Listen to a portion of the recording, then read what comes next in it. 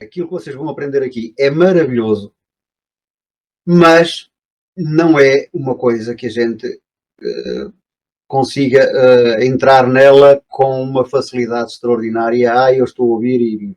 Não. Vai exigir no mínimo gosto. Ok?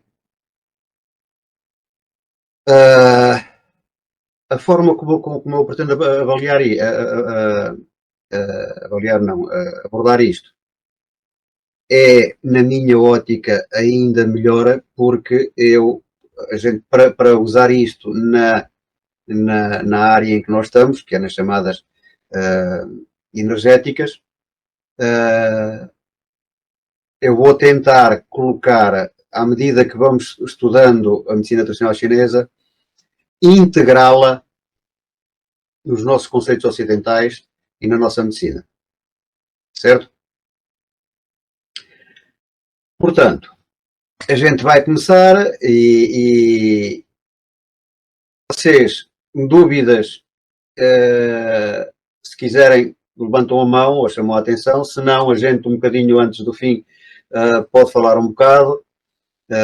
Estamos aqui a ensaiar ainda a coisa como ela vai ser, né? Se quiserem, podem depois, eu depois vou-vos mandar estes PDFs. Vocês durante a semana podem ler e podem rever, etc. Depois, se tiverem dúvidas, não vai ser o caso agora, porque nós vamos tratar de coisas relativamente simples, mas quando chegar às partes mais complicadas, se tiverem dúvidas, antes da gente começar, podemos tirar dúvidas, como quiserem.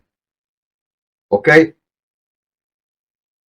Se vocês tiverem opiniões, ideias para melhorar, para isto e para aquilo, vão dizendo, porque a gente está aqui para aprender e não é para fazer as coisas, não é para fazer uma palestra nem nada. É para aprender mesmo. Ok? A origem da medicina chinesa. A origem da medicina chinesa é muito, muito antiga. Conta mais ou menos 8.000 anos antes de Cristo, no período neolítico. Eu pus aqui 8.000 anos porque é a versão que me parece mais razoável de afirmar. Porque na realidade há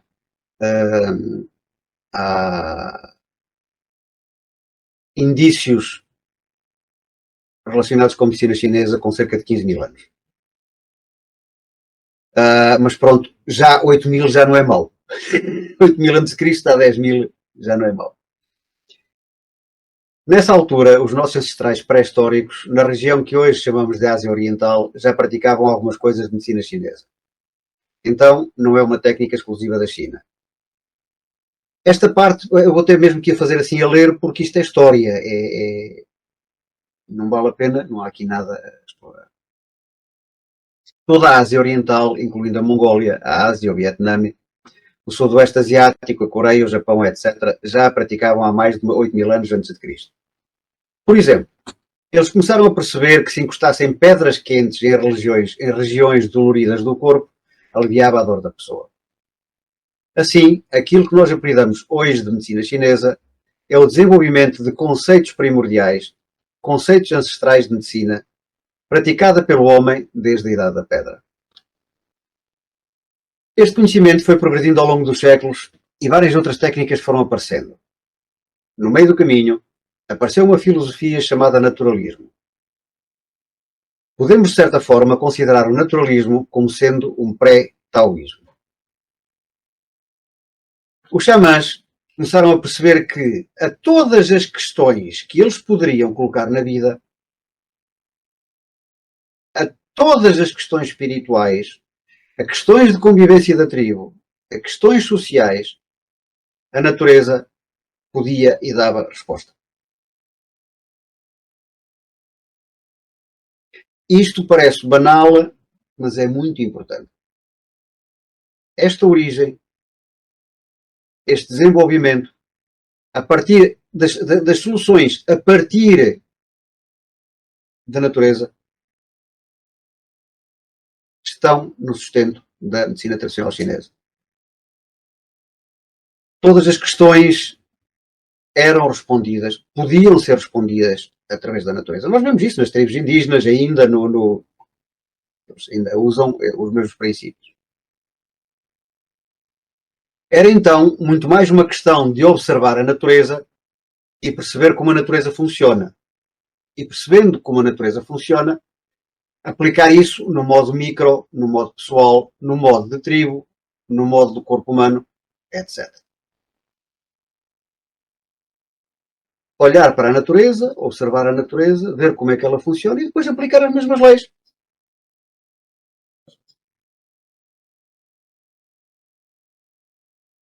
Mais tarde, surgiu o taoísmo com os conceitos de Qi e de Yin e de Yang.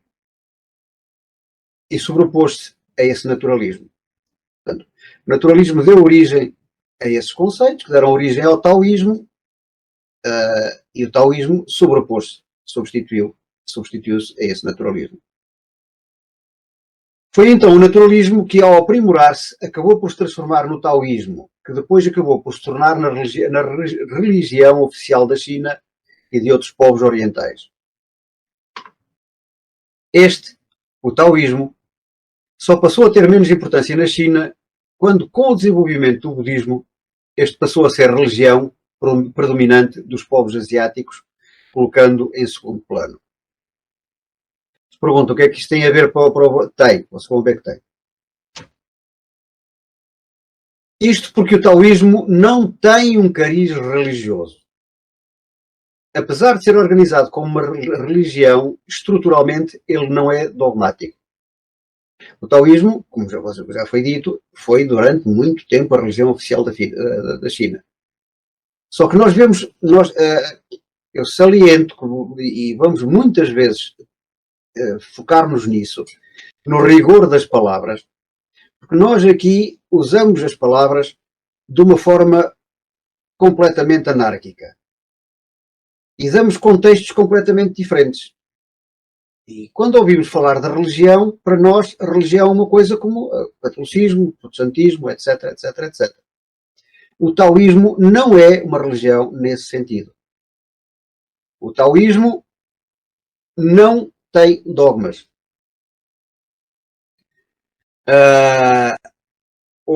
Apesar de ser uma religião, estruturalmente não é dogmático. É muito mais como uma filosofia de vida, um caminho, um modo de ver a vida. Tentem começar a ver as semelhanças entre o taoísmo e filosofias que nós seguimos aqui como espiritualistas, como espiritismo, como outra coisa do género. Vamos tentar integrar isso com o tempo. Nesse percurso, surge então um indivíduo chamado Imperador Amarelo, que pega em todo o conhecimento que estava pulverizado, e que era passado de tribo para tribo e discípulo para mestre, e organiza-o e sistematiza-o num livro, que foi o primeiro livro oficial da medicina chinesa. Chamado Tratado do Imperador Amarelo, e está, aqui depois está uma observação que eu retirei da Wikipédia, que é o Clássico Interno do Imperador Amarelo, a Escritura Esotérica do Imperador Amarelo, e que é um texto médico da antiga China, é um conjunto de textos que têm sido tratados como fonte doutrinária fundamental da medicina chinesa por mais de 2 milénios, continua a ser. A obra compreende 2 textos, cada um com 81 capítulos, o tratado formado de perguntas e respostas, entre o mítico Imperador Amarelo e seus ministros igualmente lendários. Isto é uma curiosidade só pus aqui para contextualizar. Portanto, aquilo que nós chamamos hoje de medicina tradicional chinesa foi organizada a partir do taoísmo por este senhor, que foi chamado de Imperador Amarelo, e que está compilado em 2 livros que ainda hoje são os pilares da medicina chinesa. A partir do momento em que o Imperador Amarelo sistematiza a medicina chinesa, tornando-a, vamos dizer, científica, isto está aqui entre aspas, vai estar aqui muita coisa entre aspas, Eu pus científico entre aspas, porque, à luz da nossa academia, isto não é ciência. No entanto, isto é ciência, como o espiritismo é ciência, como sendo que ciência se define na busca organizada da verdade, então isto é ciência. Houve depois, geração a geração, progressos e estudos sobre a medicina chinesa, mas sempre com base nesse tratado do Imperador Amarelo. Na base desse tratado estão fundamentalmente o Qi, o que é Yin e o que é Yang. Ok? Na base do Tratado do Imperador Amarelo, fundamento da medicina tradicional chinesa, há três coisas que são estruturantes. O Qi, que aqui lê-se Xi, Yin e o Yang. Isso não mudou até hoje. Então, não é possível compreender a medicina chinesa sem compreender o que é o Qi, sem compreender o que é o Yin e sem compreender o que é o Yang. Ponto número 1. Para se compreender a medicina chinesa, é fundamental, e nós vamos lá chegar, compreender. Não é saber, é compreender o que é o Qi, o que é o Yin e o que é o Yang. Compreendendo o que é Qi, o que é Yin e o que é Yang, já compreendemos talvez 60% da medicina chinesa. Eu acho que mais, até. No entanto, e porque esses conceitos para nós são tão abstratos, temos naturalmente dificuldade em absorvê-los. É muito comum, por exemplo, na cultura oriental, ouvir falar em soltar Qi pela mão, acumular Qi, ou curar-se com Qi. Xi. Desde crianças que eles adquirem esse conceito do que é Xi. E não apenas que o Xi é energia como nós associamos aqui no Ocidente. Eles, desde pequenos, que aprendem a conhecer, a saber, a manipular, a lidar com isso. Portanto, eles têm uma coisa concreta. Nós, aqui no Oriente, dizemos que é uma energia. Nós aqui temos a tendência de descrever o Qi como sendo uma energia. O mal é que, para nós, materialistas, energia é uma abstração. E por isso vemos-la como algo indescritível, não quantificável, transformando-a assim em algo místico ou esotérico. É por isso que nós vamos ter dificuldade e temos dificuldade em perceber o Qi, porque nós, vocês talvez já não tanto, porque vocês já começaram a habituar-se a saber que há coisas a saírem das vossas mãos, que há fluidos, que há isto, que há aquilo, e a dar um aspecto concreto. Mas para uma pessoa que começa a pegar nisto, no Ocidente, o que é que ele vê? É energias. E energias são o quê? Olha, sei lá, são coisas.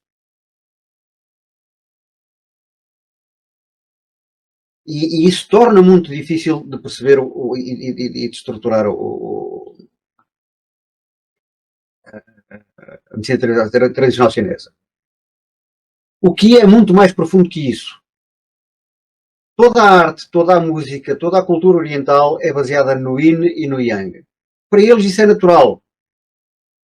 Tudo o que eles fazem, para eles, é estruturado nesse Yin, Yang e Xi. Para nós, só vemos, é energias. Que é isso? A gente não sabe. É por isso, portanto, preciso abertura a uma nova contextualização dos nossos saberes e não o inverso, como é frequentemente afirmado, para podermos compreender profundamente o que estes ensinamentos contêm. O que é que eu quero dizer com isso? Nós temos em tudo o que nós importamos, nós temos a tendência de o adaptar à nossa cultura. A ideia é pegar naquilo que vem de fora e vê-lo à luz da nossa cultura, analisá-lo, adaptá-lo, corrigi-lo. E se nós fizermos isso, nunca vamos chegar a lado nenhum. Temos aquilo que temos, que é mais do mesmo nosso e adulterações das culturas, das outras culturas. É o contrário.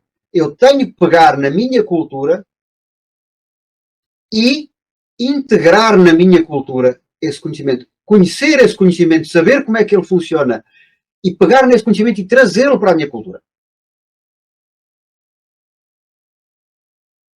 Perceber o que é o Xi, perceber o que é o Yin, perceber o que é o Yang e pegá-lo e trazê-lo para a minha cultura, não modificá-lo. Valorizar a minha cultura com o conhecimento extra que isto nos traz.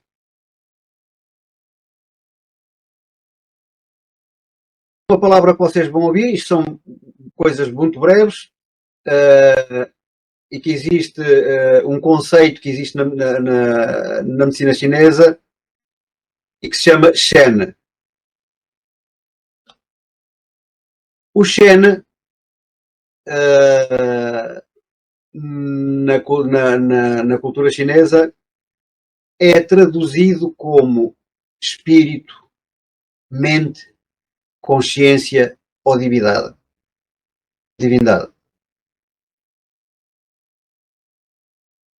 Representa a atividade mental e espiritual.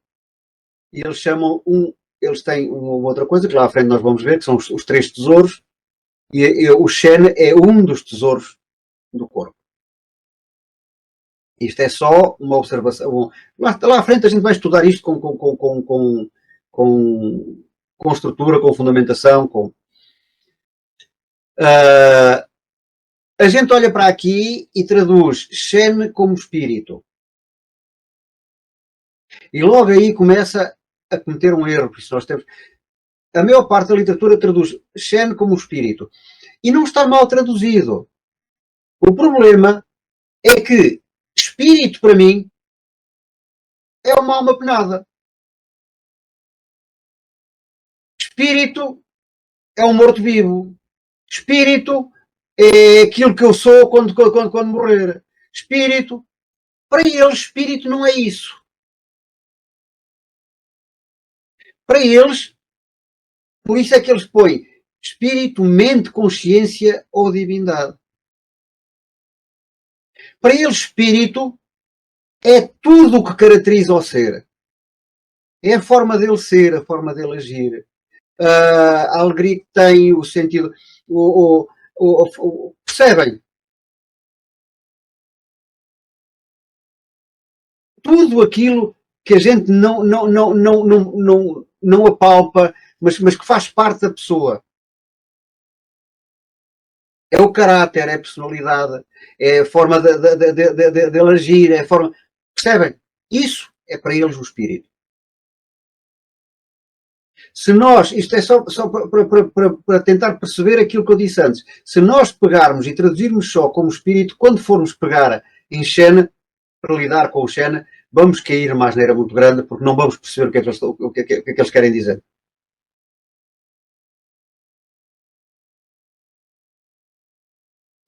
Para a medicina chinesa, toda a desarmonia, todo o desequilíbrio, primeiro acontece no espírito. No espírito, mas nesse espírito. O espírito estando desequilibrado, o corpo físico começa a estar desequilibrado. Então, o grande trabalho da medicina chinesa é organizar o corpo físico, o que também é comum ao Ocidente, mas também organizar o espírito da pessoa, o Shen da pessoa, as emoções da pessoa.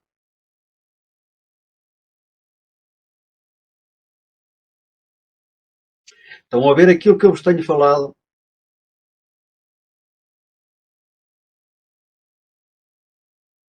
A relação entre o corpo, as emoções e essa história toda. Estão a ver aqui aquilo que a gente vê, coisas separadas, o espiritualismo de um lado, o materialismo do outro, a psicologia do outro. Como nós vemos aqui, eles veem de forma integrada. Tudo faz parte do mesmo sistema. Estando as duas coisas organizadas, consegue-se assim um equilíbrio maior e mais saúde. Quando uma das partes está desorganizada, desorganiza a outra e a pessoa adoece. Ok? Parte 2. Técnicas. Técnicas da medicina chinesa. Eu vou referir algumas. Nós não vamos estudar as técnicas em si, porque nós vamos trabalhar com as nossas técnicas, com o magnetismo, com o... Pronto. Depois, se vocês estiverem interessadas, estão os cursos que eu vos disse estão lá, vocês podem ir ver e... no fundo. No entanto, para contextualizar, eu tinha que falar nas técnicas da medicina chinesa. Quando ouvimos falar de medicina chinesa, a nossa associação imediata é com a acupuntura. Isto porque, sendo esta a técnica que dá resultado mais rápido, foi mais facilmente introduzida e aceita no Ocidente. Você está com uma dor, coloca uma agulha, essa agulha anestesia a dor e o problema está resolvido. É assim que nós vemos as coisas. Os outros conjuntos de técnicas da medicina chinesa, para nós, no Ocidente, parecem-nos no mínimo um pouco bizarros ou esquisitos. No entanto, quando falamos de medicina chinesa, falamos de um conjunto de técnicas que visam equilibrar o Qi, o Yin e o Yang do paciente. Ou seja, a energia vital, como é referido, e nós aqui no Ocidente. E a acupuntura é apenas uma desse conjunto de técnicas. Tanto que, se você for para a China, para um hospital de medicina chinesa, e estiver com uma dor, podem até fazer a acupuntura. Mas há todo um outro tratamento com alimentação, com ervas, com exercícios físicos, com moxa, com ventosas, com massagens, etc., que lhe vão ser aplicados. É ao conjunto dessas técnicas de diagnóstico e tratamento que damos o nome de medicina tradicional chinesa. Vamos introduzir algumas das técnicas só para a gente ficar a saber. Aqui fica então uma lista de algumas técnicas da medicina chinesa. O Tuina. Tuina é uma técnica de massagem em que se apertam pontos específicos do corpo do paciente, geralmente pontos dos meridianos, a fim de tonificar ou dispersar o Qi da pessoa.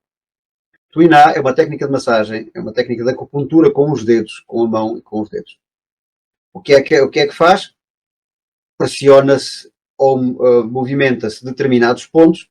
Portanto, lá muito para a frente, vamos pegar nisto e adaptar isto ao que nós fazemos, e nós vamos perceber que há esses pontos são muito coincidentes com coisas que nós com áreas que a gente trata, nomeadamente centros de força, etc, etc.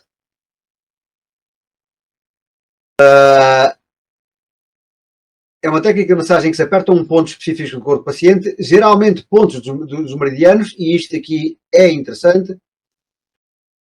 Reparem, a fim de tonificar ou dispersar o Qi da pessoa. É isso que se faz no Tuina. Tonificar ou dispersar o Qi da pessoa, o Qi da pessoa. O Qi é aquilo que a gente chama de energia vital. Então, o que é que fazem os chineses? Fazem exatamente a mesma coisa que nós. Concentram ou dispersam o Qi. Concentram ou dispersam a energia vital. Concentram ou dispersam os fluidos magnéticos. Faz sentido?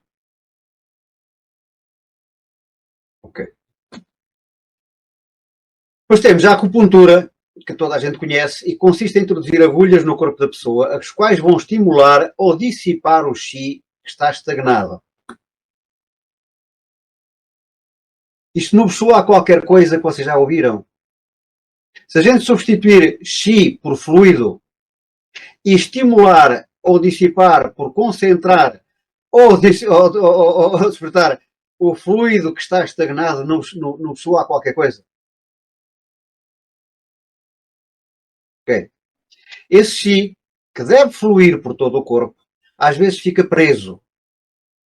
Então, pela inserção de uma agulha em determinado ponto, eu consigo dizer a essa energia: corra, suba, deixa, dissipe ou concentre. Isto foi posto entre parênteses porque isto é extraído de um tratado de medicina tradicional chinesa. Vocês recordam-se de alguém vos dizer, quando estavam a fazer arrastamentos, digam ao fluido que saia.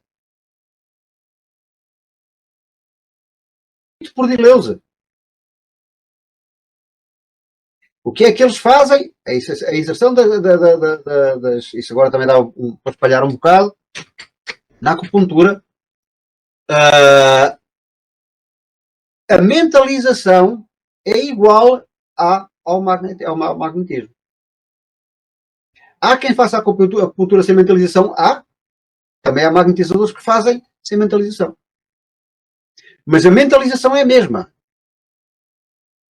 Introduzir a agulha de determinada forma e dizer à energia: corre, sobe, desce, dissipa ou concentra. É assim que, através da acupuntura, é possível manipular o chi, conseguindo um maior equilíbrio. Uma outra técnica é a moxa-bustão. A moxa-bustão, através de um bastão de artemisia, uma planta, introduz calor no corpo da pessoa. Esse calor que tem uma característica yang, que sobe e retira a umidade e leva, por exemplo, o yang do rim, fazendo as águas subir. E vocês ainda não sabem, não foram apresentadas ao yin ou yang, mas já perceberam que aqui temos yang relacionado com calor. Lá para a frente a gente vai ver isso. Isto é só um exemplo. Temos também a ventosa terapia, que são copos com solução que se colocam no corpo da pessoa, que retiram agentes patogénicos. Retiram o frio do corpo da pessoa, retiram o calor, retiram toxinas, etc. Novamente, tudo isto visando equilibrar o yin e o yang da pessoa. Visando, portanto, equilibrar o chi da pessoa. Uma outra técnica, e são tudo técnicas da medicina tradicional chinesa, uma outra técnica que no Ocidente nós conhecemos como remédio, é a utilização de ervas e de elementos naturais e que é chamada de fitoterapia alimentar. Nós aqui achamos que a fitoterapia é só com plantas. A fitoterapia não é só vegetal. Eles utilizam animais, partes de vegetais, partes de minerais, partes de cristais. Tudo isto numa grande alquimia, mais uma vez para reequilibrar o yin e o yang da pessoa. Muitos dos remédios que nós no Ocidente compramos na farmácia hoje são fórmulas antigas, fórmulas que as nossas avós faziam há muito tempo. Simplesmente foram concentradas numa cápsula, ou num líquido, ou num comprimido, e vendidas como remédio. Mas toda a base vem desse conhecimento, das propriedades, das ervas, dos elementos, dos minerais, etc. Não é nada diferente. Depois temos também a dietoterapia. Vocês já me ouviram falar disso, muito rapidamente. Para o chinês não existe alimento certo ou alimento errado. Não existe alimento bom ou alimento mau. Para o chinês, o que importa primariamente é como está o yin e o yang do paciente. E nós temos yin e yang no fígado, nós temos yin e yang no baço, nós temos yin e yang no pulmão, nós temos yin e yang no coração e assim sucessivamente. Vocês, quando perceberam o que é yin e yang, depois vamos relacionar também com aquilo que nós fazemos. Cada órgão, cada parte do nosso corpo é regido por esse movimento de yin e de yang. Então, cada alimento que nós ingerimos vai mexer, vai transformar esse yin e esse yang em cada um desses órgãos. Por exemplo, se você estiver com desequilíbrio de yin ou yang do baço, existem certos alimentos para aumentar e outros para diminuir esse yang. Yin ou yang.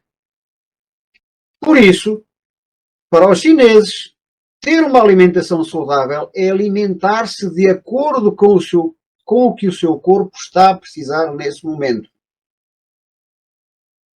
Isso implica todo um trabalho, todo um estudo sobre o que é que cada alimento é, o que é que cada alimento faz com o chi O que é que cada alimento faz com o yin e com o yang? Eu aqui ainda diria de cada órgão. Assim, a alimentação correta deveria ser relacionada a como nós estamos nesse momento, nesse dia. Eu citei isto só por exemplo e porque é interessante para todos vocês. A gente não vai fazer, não vamos estudar dietoterapia, mas depois vocês possam estudar se quiserem. Ou podemos todos estudar se quiserem, mas isso é são outros 500, como eu costumo dizer. Mas eu citei aqui porque é interessante para todos. O leite, por exemplo, causa muita mucosidade no corpo. Quando nós acordamos de manhã e assoamos o nariz e sai aquele catarro mais mucoso, o leite aumenta muito esse muco. Todo o muco. Então, por exemplo, um doente com sinusite, o leite vai aumentar a mucosidade do crânio e vai fazer com que a inflamação piore. Portanto, se está com sinusite para a medicina chinesa, a primeira coisa que deve fazer é cortar qualquer derivado de leite e assim promover a diminuição da mucosidade no corpo. Isto é aquilo que a gente falou antes. É a natureza a agir. É perceber como é que age a natureza e aplicá-la a nós. No Ocidente, os gregos também tinham essa noção. O pai da nossa medicina professava que o melhor remédio é o alimento. Então não existe um alimento certo ou um alimento errado. Existe um alimento que nos faz falta naquele momento. E por fim, está na hora, as práticas físicas que, sendo fundamentais, infelizmente no Ocidente são tão desconsideradas. A medicina oriental é uma medicina que considera a relação paciente-médico de forma diferente da medicina ocidental. Na medicina ocidental, quando alguém está com uma doença, vai ao médico. O médico dá-lhe um remédio, a pessoa toma esse remédio e teoricamente fica curada. Na medicina oriental, não. Na medicina oriental, quando o médico prescreve um tratamento, é ao doente que cabe, por exemplo, fazer exercícios de Qigong. Isso envolve obrigatoriamente uma ação do paciente. Não é apenas o médico que está a fazer a cura, o doente, através da disciplina e da prática, também tem que se curar. O Qigong, escreve-se Qigong, é uma prática em que nós captamos o Qi, manipulamos o Qi e o armazenamos no corpo. Para a medicina chinesa, nós temos fundamentalmente duas formas de obter o Qi a partir do exterior. Através da alimentação e através da respiração. O Qigong aproveita essas duas formas de energia da respiração e junta também um pouco de energia da terra, do ambiente, e armazena no corpo. Isto porque sem Qi, sem energia, nada no corpo funciona. Sem fluido, nada no corpo funciona. Então, se a pessoa tem uma deficiência de Qi ou uma desordem de Qi, através do Qigong, que é constituído por uma sequência específica de exercícios físicos, esse Qi vai ser aumentado e reorganizado. Há, por exemplo, exercícios de Qigong com várias finalidades. Exercícios de Qigong para as articulações, exercícios de Qigong para a memória, exercícios de Qigong para ter mais vitalidade, etc, etc, etc. No Oriente, isto é prática comum. E nós vemos mesmo nos filmes nisto e naquilo. Isto é uma coisa que eles fazem por rotina, como lavar os dentes, como... Para o taoísmo, nós temos saúde e paz quando o nosso corpo, o nosso eu, está em harmonia com a natureza. Então, os taoístas criaram um conjunto de técnicas físicas que imitavam o fluxo da natureza, para que, por reverberação, ao praticar essas técnicas, nós ganhássemos a mesma energia que a natureza tem, o mesmo ritmo que a natureza tem, o mesmo equilíbrio que a natureza tem. Por exemplo, os taoístas viram que existem 4 estações no ano. Isto é uma coisa que nós vamos trabalhar muito, as 4 estações. Inverno, primavera, verão e outono. O verão é uma energia, eu esqueci de pôr aqui aspas, tenho que pôr, que sobe. Yang. A primavera expande. O outono recolhe. No inverno há recolha total para se expandir de novo. Se vocês olharem para os movimentos do Tai Chi, que é uma forma de Qigong, ou quando vir alguém mesmo a praticar Qigong, hão de reparar nos movimentos que eles fazem. Alguns são, por exemplo, estes. E nós também fazemos em meditações, em yogas, não sei o que, não sei quanto. Elevar, expandir, contrair.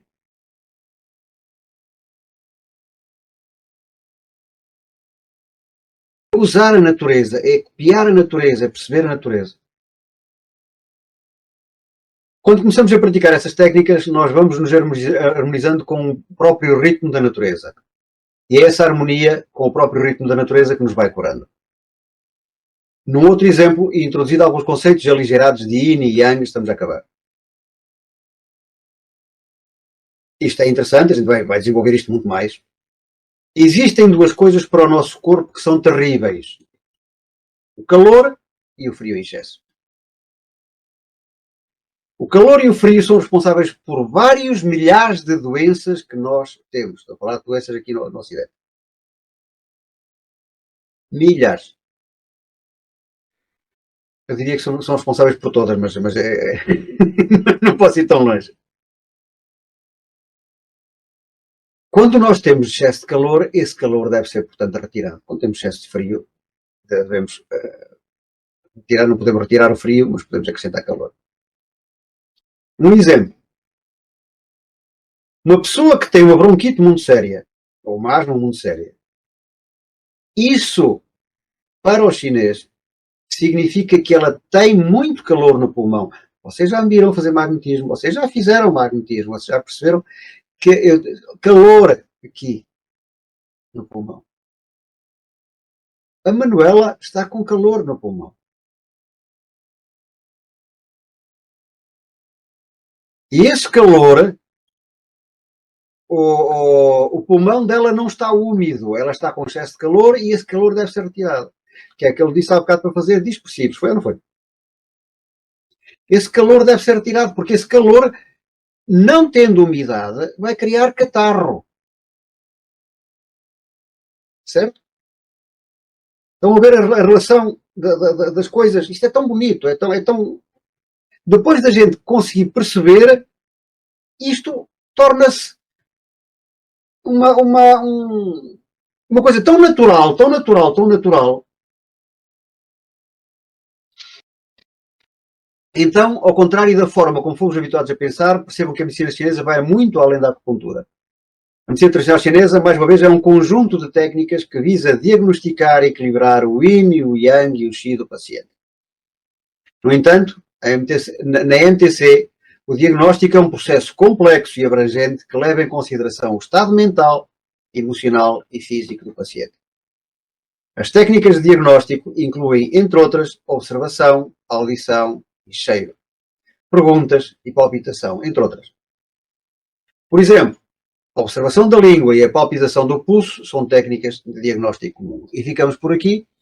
Só queria que tivessem consciência que, sim, o diagnóstico da medicina tradicional chinesa é... Não há medicina tradicional chinesa sem diagnóstico. O diagnóstico é extraordinário, mas é um processo complexo e que implica que a gente saiba com o que é que está a lidar. O que é isso, o que é o yin, o que é o yang, o que é o... Também não são muitas coisas. A gente tem que perceber a relação entre elas. Não os pode ver como uma coisa abstrata. Porque não são. São aquilo que sai das nossas mãos e do nosso corpo e são parte do nosso espírito.